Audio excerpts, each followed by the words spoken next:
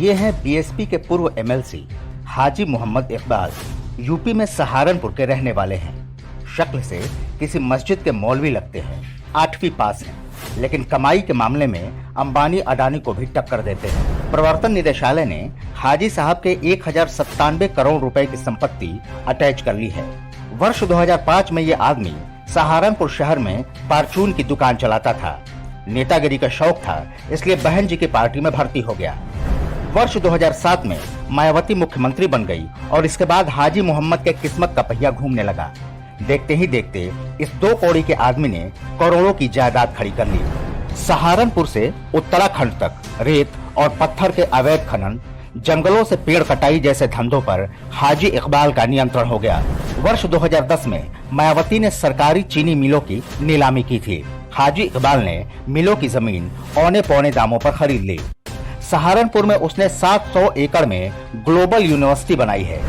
अखिलेश सरकार में भी धंधा फलता फूलता रहा, लेकिन तभी यूपी में भाजपा सरकार आ गई और काली कमाई वाला ये कठमुल्ला मुख्यमंत्री योगी आदित्यनाथ की नजरों में चढ़ गया। हाजी इकबाल की कहानी वोट बैंक की राजनीति की उस सच्चाई को बताती है जिस पर कम लोगों का ध्यान जाता है। मायावती के राज में अनुसूचित जातियों के कुछ नौजवानों ने सरकारी नौकरियां पाई होंगी, कुछ को छोटे मोटे ठेके भी मिले होंगे, लेकिन असली फायदा हाजी इकबाल जैसे मजहबी लोगों ने कमाया। सत्ता का समर्थन मिलते ही भाईजान सारे धंधों पर कब्जा कर लेता है। फिर वह हिंदुओं के घरों और दुकानों पर कब्जा करता है। कश्मीर से लेकर कैराना तक यही कहानी है। किसान आंदोलन के नाम पर टिकैत नाम की कठपुतली इन दिनों खूब तमाशा कर रही है। उसके पीछे भी भाईजानों का पूरा सपोर्ट है। टिकैत को इस मामले में पैसे मिल गए होंगे, लेकिन उसका समर्थन कर रहे जाट नौजवानों को क्या मिला?